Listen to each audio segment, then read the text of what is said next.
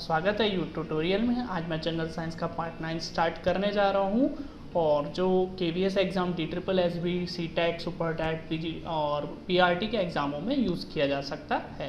As a environmental study में भी, science में भी यूज़ किया जा सकता है। Now come on question first for the part 9th। Now question first है, जो tree sends down roots from its branches to the soil is known as. ऐसा कौन सा ट्री है जिसका जो तना होता है उसमें से जड़ें निकलती हैं और वो ज़मीन की तरफ बढ़कर ज़मीन के अंदर धंस जाती हैं। इसका मतलब ऐसा पेड़ जिसकी ब्रांचेस फैलती चली जाती हैं, उनमें से जड़ें निकलती हैं और वो ज़मीन में और फैलने का काम करती हैं। ऑप्शंस है ओक, पाइन, बनियन, पाम ट्री। तो आंसर सी बिल्कुल है, ठीक है, बनियन ट्री, जिसको हम बरगद का पेड़ भी कहते हैं। ठीक है गाइस। अच्छा, एक क्वेश्चन यहाँ से इसमें ये भी बनता है कि जो बरगद का पेड़ होता है, इसकी पत्तियों से एक सफ़ेद रंग का दूध जैसा निकलता है जिसको हम कहते हैं लेटेक्स एसिड, लेटेक्स अम्ल भी जिसको हम कहते हैं। तो ये भी क्वेश्चन कई जगह पूछा जाता है। तो ये इसी पेड़ की ब्रांचेस फैलकर ज़मीन के अंदर चली जाती हैं, जिस वजह से इस पेड़ का जो एरिया होता है वो बहुत बड़े एरिया में फैल जाता है। Now come on question second. Electric bulb filament is made up of. जो इलेक्ट्रिक बल्ब का फिलामेंट होता है वो किसका बना होता है? जो इलेक्ट्रिक बल्ब के अंदर फिलामेंट है, जो आप इसमें देख सकते हैं, ये जो फिलामेंट है जिसके ऊपर मैं लाइन से खींच रहा हूँ रेड कलर की, तो ये फिलामेंट किसका बना होता है? ऑप्शन है कॉपर, एल्यूमिनियम, लेड और टंगस्टन। तो आंसर यहाँ पे टंगस्टन बिल्कुल ठीक है। टंगस्टन क्यों यूज़ करते हैं? क्योंकि इसका गलनांक, इसका जो मेल्टिंग पॉइंट होता है बहुत हाई होता है। ये बहुत ज़्यादा टेम्परेचर पे भी पिघलता नहीं है, क्योंकि बल्ब में होता क्या है, ज़्यादा हीट की वजह से लाइट एनर्जी में कन्वर्जन हो जाता है हीट का, और बल्ब से रोशनी क्रिएट होती है। तो हम टंगस्टन का यूज़ करते हैं। इसका जो मेल्टिंग पॉइंट होता है लगभग 3422 डिग्री सेल्सियस का होता है, जो बहुत ज़्यादा है। उस पे जाके ये पिघलता है। तो इतना हाई टेम्परेचर पे बल्ब का जो टंगस्टन पिघल नहीं पाता है और ये लाइट एनर्जी को प्रोड्यूस करता है। Now come on question third. Brass gets decolour in the air because of the presence of which of the following gas. किस गैस की वजह से ब्रास डीकलराइज्ड हो जाता है, उसका कलर उड़ जाता है? Oxygen, hydrogen sulphide, carbon dioxide, nitrogen. तो मैं आपको पहले बता दूं ब्रास होता क्या है। ब्रास एक मटेरियल होता है जो एलॉय होता है, जो दो मेटल से मिलके बनता है। कौन कौन से? कॉपर और जिंक की वजह से। और इसका जो डीकलराइजेशन होता है, इसका जो रंग उड़ जाता है, वो हाइड्रोजन सल्फाइड गैस की वजह से होता है। तो ऑप्शन बी यहाँ पे बिल्कुल करेक्ट है, hydrogen sulphide. Now come on question fourth. Bleaching powder is used in drinking water as. जो हम ब्लीचिंग पाउडर पानी में डालते हैं पीने के पानी में, वो किसकी तरह बिहेव करता है? Coagulant, disinfectant, antiseptic, antibiotic. तो आंसर बी यहाँ पे बिल्कुल ठीक है। देखो, ब्लीचिंग पाउडर का जो केमिकल नेम है उसको हम कहते हैं कैल्शियम ऑक्सीक्लोराइड। क्लोराइड पीछे आ रहा है, इसका मतलब उसमें क्लोरीन प्रेजेंट है, और जहाँ भी क्लोरीन प्रेजेंट होता है वो बैक्टीरिया को मारने का काम करता है। तो ब्लीचिंग पाउडर में क्लोरीन की वजह से हम उसको डिसइंफेक्टेंट की तरह यूज में लाते हैं, जो बैक्टीरिया को मारने का काम करता है। Okay guys, now come on question fifth. Next question है guys, what is the ratio of RBC to WBC। RBC और WBC का क्या रेशियो होता है? ऑप्शंस हैं 1:600, 600:1, 100:900, 500:1। तो ऑप्शन बी यहाँ बिल्कुल करेक्ट है। RBC को हम रेड ब्लड सेल्स कहते हैं, WBC को हम व्हाइट ब्लड सेल्स कहते हैं। ये दोनों ब्लड सेल्स होती हैं। RBC की वजह से खून का जो कलर होता है, हमारे ब्लड का जो कलर होता है, रेड होता है। WBC की वजह से हमारी बॉडी में इम्यूनिटी पावर बढ़ती है, और इनका रेशियो होता है 600:1। B answer is correct. अगर 600 रेड ब्लड सेल्स हैं तो उसके कंपैरिजन में एक WBC होती है। तो रेड BC अमाउंट में बहुत ज़्यादा होती है in comparison to WBC। Now come on question 6। Which disease is caused by the bite of the mad dog. ऐसा कौन सी डिसीज़ है जो पागल कुत्ते के काटने की वजह से होती है? आप सबको इसका एक नाम पता है जिसे हम रेबीज कहते हैं, बट इसका जो अनदर नेम है that is the hydrophobia. Hydrophobia B यहाँ पे करेक्ट आंसर है। रेबीज की वजह से हमें पानी के प्रति एक फोबिया क्रिएट हो जाता है, तो जिसको हम एक हाइड्रोफोबिया बीमारी भी कहते हैं। तो आंसर बी यहाँ पे करेक्ट है क्वेश्चन 6 का। Now come on question 7। Which gland is responsible for the secretion of insulin. Options है पैनक्रियास, थायराइड, एड्रिनल ग्लैंड और पाइनियल ग्लैंड।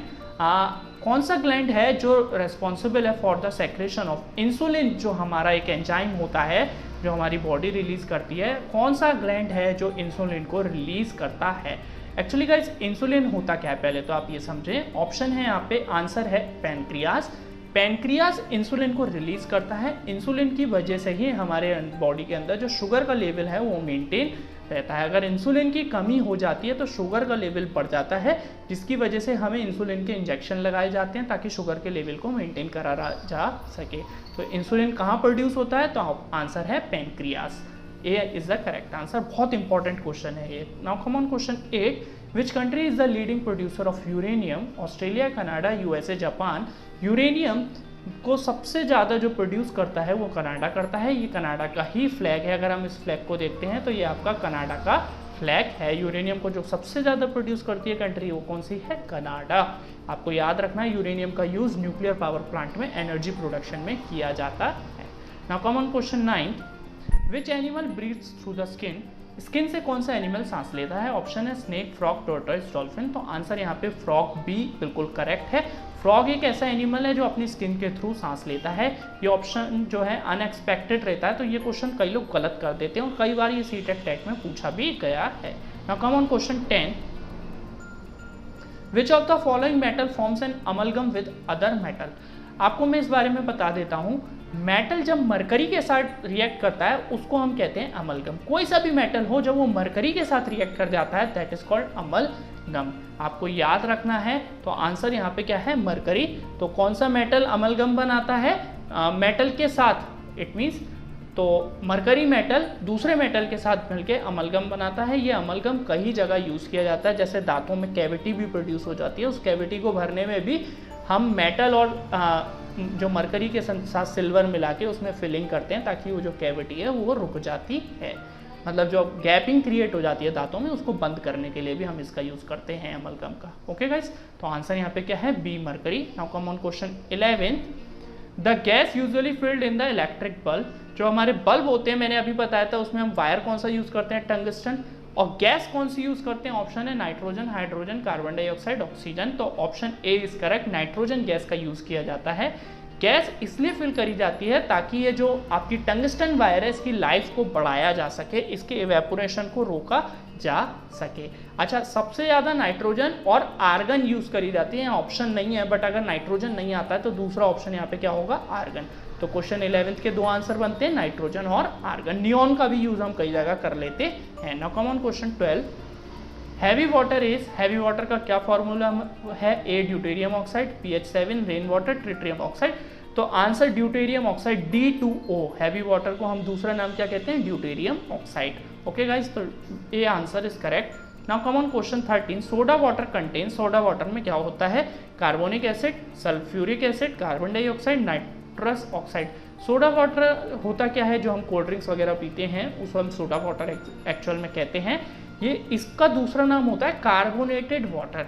क्यों होता है इसका दूसरा नाम कार्बोनेटेड वाटर? क्योंकि इसमें हम कार्बन डाइऑक्साइड हाई प्रेशर से डालते हैं। तो ऑप्शन सी यहाँ बिल्कुल करेक्ट है, क्योंकि सोडा वाटर के अंदर क्या होता है? कार्बन डाइऑक्साइड, इसलिए इसका नाम क्या होता है? Carbonated water. ओके, तो सोडा वाटर का दूसरा नाम भी क्लियर हो गया। ऑप्शन सी यहाँ पे बिल्कुल करेक्ट है। Now come on question 14, sodium metal is kept under.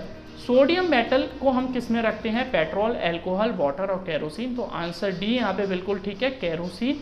Sodium metal जो होता है वो सबसे ज़्यादा हाईली रिएक्टिव मेटल में से एक में से माना जाता है, सोडियम और पोटेशियम।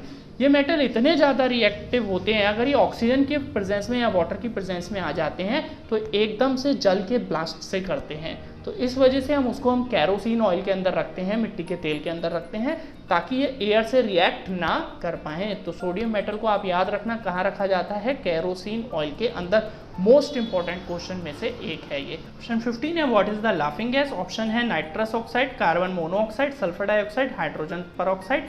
आपको याद रखना है जो लाफिंग गैस का आंसर है वो होता है नाइट्रस ऑक्साइड। कई लोग नाइट्रोजन ऑक्साइड कर देते हैं, वो गलत है। तो answer is correct, nitrous oxide, जिसका फॉर्मूला होता है N2O। N2O याद रखना है। इस गैस की वजह से हमारा जो बॉडी का रिएक्शन स्लो हो जाता है और हमें बहुत हंसी आने लगती है। इसका मेन काम ये होता है पेन को कम करने के लिए क्यों यूज़ किया जाता है। ज़्यादातर जो डेंटल डॉक्टर्स होते हैं जो दांतों का इलाज करते हैं वो इसका यूज़ करते हैं ताकि दांतों में दर्द ना हो सके। तो गाइस मैं समझता हूँ आज के 15 क्वेश्चन आप लोगों को क्लियर हो गए होंगे। आपको कोई क्वेरी हो तो आप मुझसे पूछ सकते हैं, ये मेरे कॉन्टैक्ट हैं। और थैंक यू फॉर जो आज का सेशन था इसके लिए सबको थैंक यू गाइस, और thank you to connect with the YouTube tutorial.